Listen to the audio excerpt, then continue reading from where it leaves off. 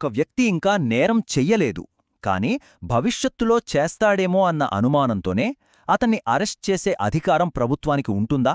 వినడానికి కాస్త వింతగా ఉన్నా మన భారత రాజ్యాంగం ఉంటుంది అనే చెప్తోంది.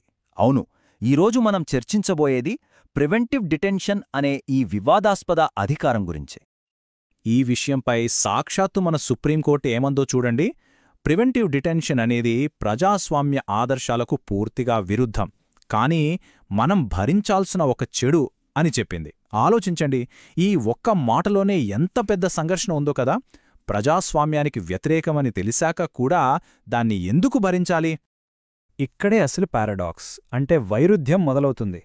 చూడండి, కోర్టు ఏ చట్టాన్నైతే ప్రజాస్వామ్యానికి విరుద్ధం అని అంటోందో అదే అధికారం మనందరి ప్రాథమిక హక్కులను కాపాడాల్సిన రాజ్యాంగంలోని చాప్టర్లోనే ఉంది. విచిత్రంగా ఉంది కదా.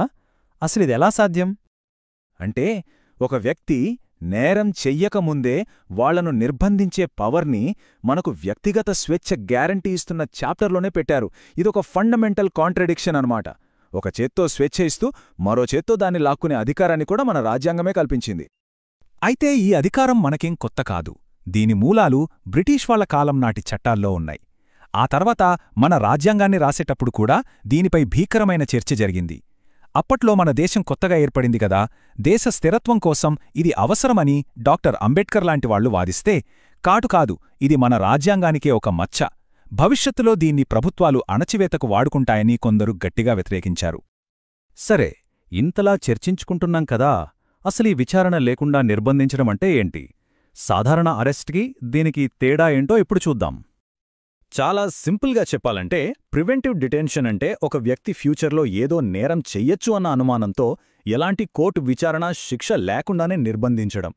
ఇక్కడ కీలకమైన విషయమేంటంటే, ఆల్రెడీ చేసిన తప్పుకు శిక్షించడం కాదు దీని ఉద్దేశ్యం, జరగబోయే నేరాన్ని ఆపడం. అంటే కేవలం ఒక అనుమానం ఆధారంగానే ఒక వ్యక్తి స్వేచ్ఛను తీసేసుకుంటున్నారన్నమాట. సో ఈ రెండింటి మధ్య తేడా చాలా క్లియర్గా ఉంది. ప్రివెంటివ్ డిటెన్షన్ అనేది కేవలం అనుమానంతో భవిష్యత్తులో నేరం జరగకుండా ఆపడానికి, దీనికి కోర్టు విచారణ అవసరం లేదు. కాని ప్యూనిటివ్ డిటెన్షన్ అంటే మామూలు శిక్ష, అది ఒకరు నేరం చేశారని కోర్టులో ప్రూవ్ అయ్యాక వాళ్లకు శిక్షగా వేసేది. సరే, మరి ఇంత పవర్ఫుల్ అధికారాన్ని ప్రభుత్వానికి ఏ చట్టాలిస్తున్నాయి? వాటిమీద ఉన్న విమర్శలేంటి? వాటి గురించి ఇప్పుడు చూద్దాం. మన దేశంలో కొన్ని చాలా ముఖ్యమైన ప్రివెంటివ్ డిటెన్షన్ చట్టాలున్నాయి.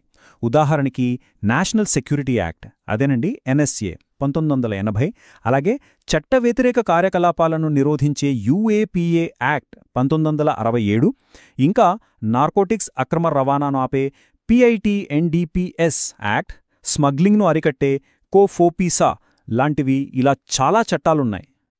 ఈ చట్టాలను ఎంతలా వాడుతున్నారో చెప్పడానికి national crime records bureau data చూస్తే మనకు అర్థమవుతుంది.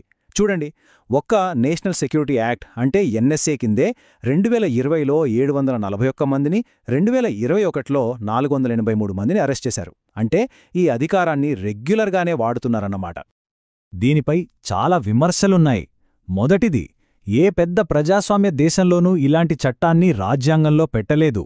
రెండోది, దీన్ని రాజకీయ ప్రత్యర్థుల మీద, ప్రభుత్వాన్ని విమర్శించేవాళ్ల మీద, మామూలు శాంతిభద్రతల సమస్యలు కూడా దుర్వినియోగం చేస్తున్నారనే ఆరోపణలున్నాయి. ఇది ఆర్టికల్ 21 కింద మనకున్న జీవించే హక్కును, స్వేచ్ఛను హరిస్తోందని అంటారు.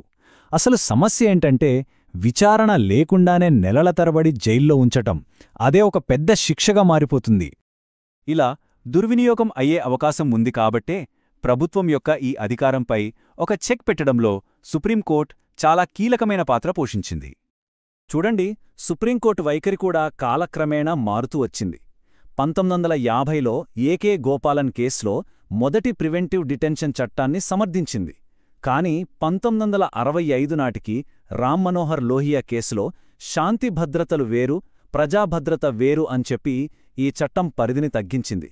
ఇక 2011లో రేఖా వర్సెస్ తమిళనాడు కేసులో అయితే దీన్ని ప్రజాస్వామ్య ఆదర్శాలకు విరుద్ధం అని పిలుస్తూ చాలా అరుదైన కేసుల్లో మాత్రమే వాడాలని చెప్పింది. రీసెంట్గా 2024లో జెసిలా షాజీ కేసులో అధికారులకు మరిన్ని కఠినమైన రూల్స్ పెట్టింది. ఇందాక చెప్పిన రామ్ మనోహర్ లోహియా కేసులో జస్టిస్ హిదాయతుల్లా ఒక చాలా ముఖ్యమైన పాయింట్ చెప్పారు. ఏంటంటే, ఒక సంఘటన వల్ల శాంతిభద్రతలకు భంగం కలగవచ్చు, కాని ప్రజాభద్రతకు కలగకపోవచ్చు. అలాగే ప్రజాభద్రతకు భంగం కలిగినా దేశ భద్రతకు ముప్పు ఉండకపోవచ్చు. అంటే ప్రతి చిన్న గొడవకు ఈ తీవ్రమైన చట్టాన్ని వాడకూడదు అని కోర్టు చాలా స్పష్టంగా చెప్పింది. ఇక 2024 జసీలా షాజీ కేసులో అయితే సుప్రీంకోర్టు అధికారులకు కొన్ని ఖచ్చితమైన